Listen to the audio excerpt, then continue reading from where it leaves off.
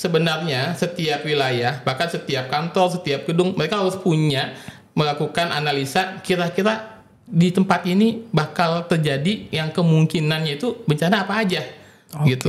Nah, dengan demikian, dengan assessment tersebut kita bisa kemudian merencanakan langkah-langkah selanjutnya. Nah, jadi kalau misalnya kita di Jakarta, mungkin kalau tsunami kayaknya enggak ya, tapi gempa bumi tetap ada. Tsunami enggak ya, kecuali Kali Ciliwung kayaknya naik gitu, mungkin bisa tsunami enggak tuh, Dok? Kayaknya enggak ya. Itu ada tuh satu daerah di Jakarta Barat itu yang ya secara bisa kita bilang dulu rutin kebakaran setiap 2 minggu. Rutin kebakaran. Ya, kebakaran jadi rutin, Dok. Saking padatnya itu. Saking padatnya itu. Nah, itu yang kemudian sebenarnya kita bisa ngelihat kalau kondisinya kayak gini, berarti seharusnya assessment-nya seperti ini, potensi bencananya apa saja, resiko yang mengakibatkan bencana apa saja, kita langsung membuat langkah-langkah memanage resiko tersebut.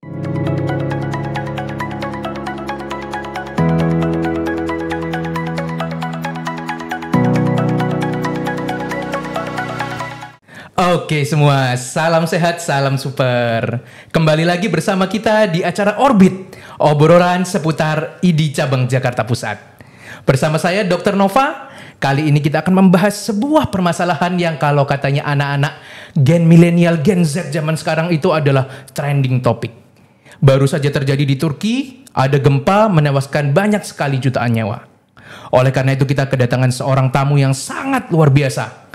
Kalau kita nanti buka situs ID Cabang Jakarta Pusat, kelihatan tuh namanya paling atas. Ada Dr. Ahmad Jamaluddin MKes. Selamat sore, Dok. Selamat sore, Dr. Nova. Bagaimana kabarnya ini? Alhamdulillah luar biasa. Luar biasa ya, Dok ya. Sehat ya? Kayaknya baru pulang jaga atau gimana nih, Dok? Bajunya kok keren banget ini. Iya, ini keren karena saya yang pakai. Oh, gitu. Kalau saya yang pakai kayaknya belum tentu ya. Salam dulu. Oke, salam. Oke. Kalau kita zaman pandemi salamnya gini ya, Dok ya, nggak kena ya. Biar nanti dipikir kita bikin salam baru ya, biar ngetren di anak-anak muda. Dokter, kalau kita boleh tahu nih, Dok, kan banyak nih ya di mana-mana ini ngomong masalah tsunami. Kita ingat kejadian di Aceh dulu, kemudian kejadian di Banten, ada gempa bumi tsunami di Jepang, kemudian juga ada yang paling baru di Turki yang sampai dengan menewaskan sejumlah banyak orang. Kira-kira sebenarnya saya pengen tahu, Dok, masalah bencana itu, definisi bencana itu sendiri apa sih, Dok? Kenapa kok sesuatu disebut bencana? Ya, banyak memang definisinya ya. Nah, kita pas di Indonesia itu memang orang bilang kita supermarketnya bencana. Supermarket. Semuanya ada. Semuanya ada. Ya. Gempa bumi, kebakaran, tsunami, semuanya ada. Wah. Nah, ya, tapi yang menjadi ciri khas bencana itu adalah bahwa dia bukan hanya ada korban yang banyak, tapi juga ada masalah kerusakan infrastruktur. Jadi hal-hal yang pelayanan misalnya yang harusnya bisa berjalan dengan normal dalam kondisi sehari-hari, karena ada bencana jadi tidak bisa lagi berjalan dengan baik. Gitu. Ada, jadi catatannya dua itu, jumlah korban, yang kedua juga ada kerusakan infrastruktur. Jadi ada dua catatan ya, Dok ya. Yang penting ada jumlah korban dan kerusakan infrastruktur. Menarik gitu, Dok. Kira-kira ya, Dok ya, kita kan udah pengalaman ini di Indonesia kalau ditanya supermarket. Wah, nanti ini jangan-jangan ada lagu temnya ini. Kayak wah, saya nggak boleh nyebut merek ini supermarketnya, nggak boleh ya, nggak disponsor. Tapi kalau mau ada yang sponsor boleh nih, kedepannya hubungin kita ya. Oke, kalau ngomong supermarket nih, Dok, sebetulnya dengan geografis kita nih, Indonesia kepulauan, banyak sekali pulau dari ujung Sabang sampai Merauke. Potensi-potensi bencana apa sih, Dok, yang sebenarnya bisa terjadi di Indonesia saat ini? Ya, jadi yang pertama kita bisa lihat tuh berbagai macam potensi itu, di mana itu bisa kita lakukan assessment pada masing-masing daerah. Contohnya kan kalau kita di Jakarta, nah itu sebenarnya ada toolsnya tuh. Misalnya kalau kebakaran, itu ada namanya fire safety risk assessment ya. Kalau kita kerja di gedung di tempat tertentu, ada yang namanya hazard vulnerability assessment. Nah, itu artinya sebenarnya setiap wilayah, bahkan setiap kantor, setiap gedung, mereka harus punya melakukan analisa kira-kira di tempat ini bakal terjadi yang kemungkinannya itu bencana apa aja. Gitu. Nah, dengan demikian, dengan assessment tersebut kita bisa kemudian merencanakan langkah-langkah selanjutnya. Nah, jadi kalau misalnya kita di Jakarta, mungkin kalau tsunami kayaknya enggak ya, tapi gempa bumi tetap ada. tsunami enggak ya, kecuali Kali Ciliwung kayaknya naik gitu mungkin bisa tsunami enggak tuh Dok? Kayaknya enggak ya. Bukan tsunami namanya itu, namanya banjir. Oh banjir ya. Paling Cinere kelelep gitu ya Dok ya. Nah itu dia, satu lagi kan banjir kan. Iya, itu salah satu assessment kita buat di Jakarta, ternyata banjir. Kemudian juga mungkin karena pemukiman padat di wilayah-wilayah tertentu ya, itu ada kebakaran gitu ya. Itu ada tuh satu daerah di Jakarta Barat itu yang ya secara bisa kita bilang dulu rutin kebakaran setiap 2 minggu. Kebakaran. Ya, kebakaran jadi rutin Dok. Saking padatnya itu. Saking padatnya itu. Nah, itu yang kemudian sebenarnya kita bisa ngelihat kalau kondisinya kayak gini berarti seharusnya asesmennya seperti ini, potensi bencananya apa saja, resiko yang mengakibatkan bencana apa saja, kita langsung membuat langkah-langkah memanage resiko tersebut. Oke. Menarik itu Dok. Dikatakan oleh dokter bahwa ternyata memang harus ada asesmen terlebih dahulu ya Dok terhadap sebuah daerah. Saya jadi pengalaman waktu saya tinggal di apartemen itu, Jakarta kan kayaknya beberapa tahun ini sering gempa ya Dok kerasa ya. Itu kayaknya kayak goyang gitu. Terus kadang tiba-tiba bunyi alarm kebakaran itu bunyi sendiri, nggak ada kebakarannya. Itu berarti banyak poin-poin yang memang harus diperbaiki ya Dok ya. Sekarang di apartemennya pernah nggak bikin simulasi gempa bumi? Wah pernah, tapi kayaknya saya jaga malam mungkin Jaga Dok. malam, Kayak namanya dokter jadi nggak bisa ikut tuh. Kalau misalnya kita tinggal di apartemen, potensinya bahayanya misalnya gempa bumi, kemudian kebakaran. Kalau itu menjadi salah satu faktor resiko atau kemudian potensi yang terjadinya bencana, maka kita harus punya planning. Wah, kalau resikonya seperti ini, berarti kemudian langkah-langkahnya seperti apa untuk mengurangi resiko. Kalau nanti terjadi bencana ini, maka kemudian yang harus dilatih ke penghuni apartemen apa saja pada saat gempa bumi, pada saat kebakaran, mereka kita latih. Oke, berarti drill-drill itu penting ya Dok sebetulnya ya. Makanya Jakarta sering mengadakan seperti itu, penting ya untuk dipahami warga sini itu ya. Dia. Jadi sebenarnya salah satu masalah kita adalah pada langkah preparedness, kesiapsiagaan atau bagaimana mengurangi risiko bencana itu ternyata tidak cukup optimal selama ini. Gitu. Jadi banyak kita kemudian menyiapkan misalnya tim respon buat tanggap bencana. Tapi kemudian bagaimana kita mengedukasi masyarakat, bagaimana kita melakukan sebuah upaya pencegahan itu ternyata tidak cukup optimal. Ya, nah ini yang kemudian jadi catatan kita semuanya. Salah satu contoh ini mungkin menjadi akibat dari suatu bentuk manajemen bencana yang selama ini kita pahami bentuknya lingkaran kayak siklus gitu. Nah, kalau kayak siklus seperti itu, artinya ketika pada suatu fase maka pasti yang lain ditinggal. Gitu. Padahal seharusnya semuanya berjalan dengan baik. Ya, kan kayak siklus itu modalnya ketika terjadi bencana maka ada tanggap darurat, ada pemulihan, ada pembangunan, setelah itu selesai. Nah, kemudian ada fase sebelum bencana. Di situ ada pencegahan, ada mitigasi. Nah, jadi mitigasi itu adalah salah satu bentuk upaya yang dilakukan sebelum terjadi bencana. Gitu. Nah, cuma dengan pola seperti ini kadang-kadang kita pada satu fase kemudian meninggalkan fase yang lain. Ada model lain sebenarnya cukup baik ya, yaitu semua langkah ini harus dikerjakan.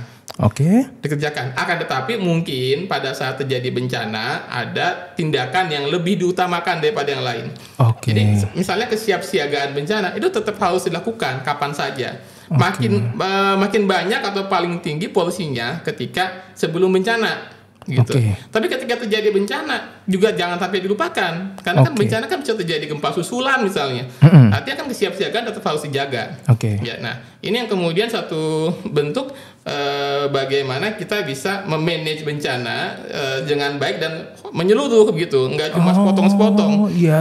Bagian responnya misalnya kita respon nih, kita buat sebuah mekanisme respon bencana yang baik. Akan tetapi ternyata pada saat pencegahan, mitigasi, mempersiapkan masyarakat ternyata tidak kita persiapkan dengan baik. Padahal kan ngakunya supermarket bencana. Ya, ngakunya supermarket bencana tapi kesiapsiagaannya diem-diem baik. Nah, nggak begitu. Supermarket tapi nggak punya stok untuk kalau misalnya habis ya Dok ya. Betul. Waduh bahaya itu.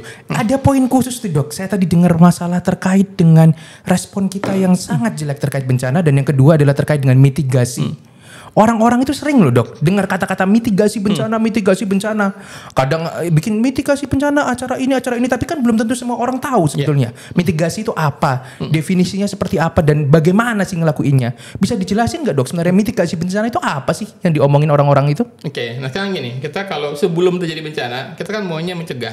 Jangan sampai kejadian. Gitu kan? Nah, tapi kenyataannya bencana itu ada yang tidak bisa dicegah. Kayak gempa bumi bisa dicegah nggak? susah enggak, lah ya. mungkin gitu ya. Jadi walau bagaimanapun Kecuali kita tinggal di langit kali ya dok tinggal ya? di langit, tinggal di langit bisa itu. ya. Wah nanti mungkin tahun berapa nih kita tinggal di langit ya. ya? Ikut Elon Musk ke Mars gitu ya. Oke. Nah satu lagi ketika bencana itu tetap terjadi, maka yang kita lakukan adalah bagaimana efeknya tidak sampai begitu besar atau merugikan masyarakat. Nah mengurangi efek akibat bencana itu yang kita sebut sebagai tindakan mitigasi. Jadi walaupun terjadi bencana, kita bisa survive, bisa hidup baik-baik saja, bisa terus melanjutkan karena ada langkah mitigasi yang sudah kita persiapkan. Jadi bukan mencegah. Kita pertama tentu saja mencegah kan. Tapi ketika tidak bisa dicegah, kita ada langkah mitigasi. Ketika kejadian, maka efek buruknya, efek dari bencana ini tidak sampai besar. Oke, jadi seperti mengurangi resiko dari bencana ini sendiri ya dok ya? Betul. Nah, jadi salah satu langkah penting dari mitigasi itu adalah bagaimana sebuah bentuk kita mengidentifikasi resiko. Jadi ada istilah lagi namanya disebut disaster risk reduction, mengurangi resiko bencana. Baik. Itu yang pertama ya. Itu bisa mencakup ke arah pencegahan, bisa juga mencakup ke arah mitigasi. Nah, untuk mitigasi ini kita kemudian melihat bagaimana mempersiapkan masyarakat sehingga ketika terjadi bencana mereka tetap bisa berjalan menjalani hidupnya dan tidak banyak korban. Contohnya tadi simulasi bencana itu termasuk langkah mitigasi. Artinya gempa bumi nggak bisa dicegah. Tetapi ketika terjadi gempa bumi, gimana caranya supaya nggak ada korban? Nah, ada diadakan simulasinya, ada pembekalannya, ada pelatihannya, ada logistik yang siap pakai. Itu juga misalnya kesiapan logistik. Kalau misalnya di rumah nih ada bencana, ada terjadi bencana, maka ada misalnya persiapan logistik darurat. Ada tas bencana yang siap dipakai, ada tas pertolongan darurat, ya ada bekal-bekal yang sudah disiapkan sebelumnya, ya sehingga ketika terjadi bencana efeknya tidak besar. Baik. Jadi memang banyak persiapan ya dok ya.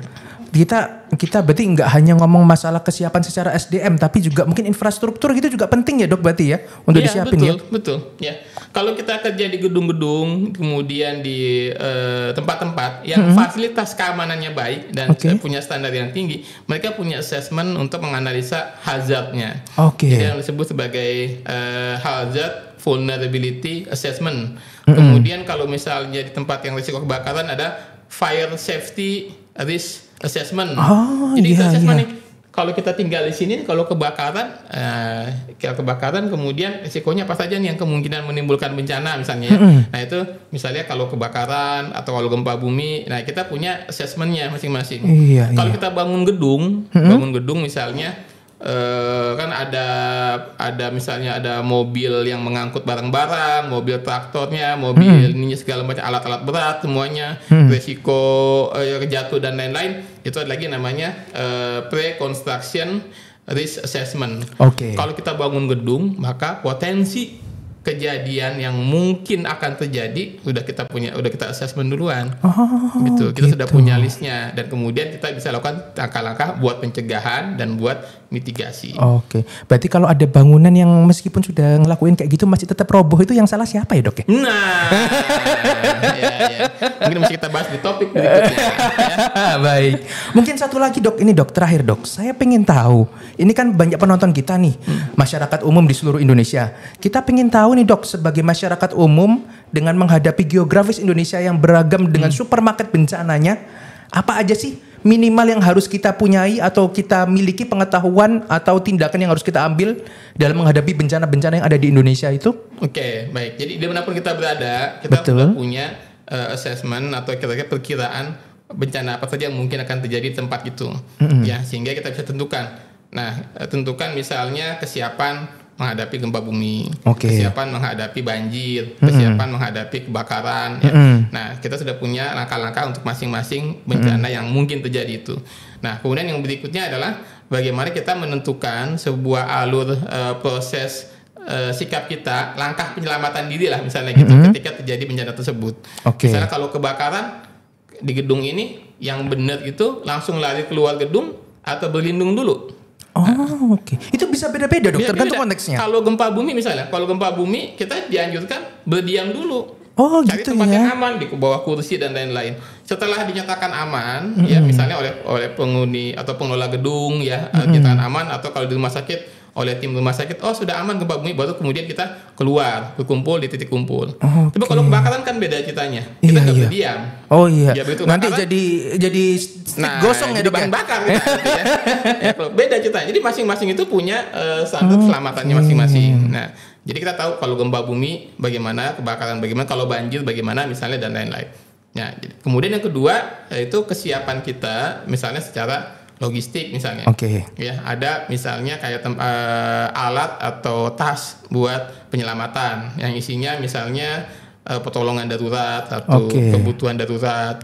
Ya. Beberapa bahkan ada yang menganjurkan pakai koper atau peti gitu ya. Oh iya, saya pernah dengar itu, Dok. Iya, koper atau peti yang isinya buat hidup darurat buat selama sekian hari ya. Seandainya jadi bencana kita nggak bisa tinggal di rumah, tinggal di pengungsian. Yang model seperti itu ada ya. Jadi macam-macam memang langkah-langkahnya. Tapi tadi yang pertama ada pemahaman kita bahwa resiko apa yang akan terjadi di tempat kita berada. Yang kedua, respon yang tepat ketika itu terjadi. Kemudian yang ketiga, langkah-langkah darurat ya. Misalnya ketika kita menjadi korban dan kemudian menjadi pengungsi itu pun juga harus disiapkan. Dok, saya menarik nih terakhir lagi nih. Saya kebablasan soalnya satu tadi seru tuh, masalah koper itu. Kira-kira kalau saya nih, Dok ya, punya koper cadangan itu isinya apa aja sih minimal, Dok? Ya, jadi yang pertama tentu saja kita bicara tentang kebutuhan pokok. Ya. Jadi kalau kita jadi pengungsi ya, mudah-mudahan nggak sampai ya. Jangan amit-amit. Itu kan ada level kebutuhan darurat, ada kebutuhan sementara, dan kemudian ada kebutuhan tetap gitu ya. Yang darurat itu biasanya kaitannya dengan sandang, pangan, papan. Jadi misalnya kalau kita jadi pengungsi, ya papannya, rumahnya ya kita gabung sama yang lain. Nah, berarti di dalam koper itu ada sandang dan pangan buat kebutuhan darurat. Ya, misalnya pakaian, kemudian ada makanan kering yang tahan lama, yang bisa ini. Ya, terus kemudian yang berikutnya juga kaitannya dengan obat-obatan. Obat-obatan ya, baik yang sifatnya buat kita pribadi ya, dengan kondisi kita tahu nih, misalnya punya sakit diabetes, jadi pengungsi, ya obat-obat hanyut. Gitu gimana coba nih ya, obat-obat hanyut, jadi apoteknya jauh ya. Apotek jauh, beli obat uang nggak ada. Nah, itu kan harus punya cadangan obat. Atau betul. Makin baik sih kalau ternyata ada yang support kita bisa, misalnya ada yang memang memperhatikan kondisi kesehatan pengungsi, itu kan sangat baik sekali. Tapi kan kita jangan sampai lah berharap. Jangan sampai berharap ada sebuah bantuan yang kita nggak bisa pastikan bakal dibantu apa enggak. Tetap kita harus siap dengan pertolongan untuk diri kita sendiri. Terima kasih banget nih Dokter Jamal atas waktunya. Kalau boleh saya simpulin nih, berarti untuk terkait dengan mitigasi sebagai kemampuan kita untuk mengurangi resiko bencana, ada minimal 3 hal ya, Dok ya, yang harus kita lakukan. Satu adalah mengakses atau mengetahui sebenarnya potensi bencana di tempat kita itu apa sih. Yang kedua, memiliki pengetahuan terkait tindakan atau respon yang akan kita lakukan saat terjadinya bencana. Dan yang ketiga adalah mempersiapkan survival kit untuk pasca bencana. Betul ya, Dok ya? Thank you banget, Dok, atas waktunya. Terima kasih banyak. Para hadirin semua, thank you banget sudah ikut bersama dengan acara podcast Orbit kita pada hari ini. Sampai jumpa di acara berikutnya yang tentu tidak kalah seru dengan hari ini. Salam sehat, salam super. Saya Nova, salam.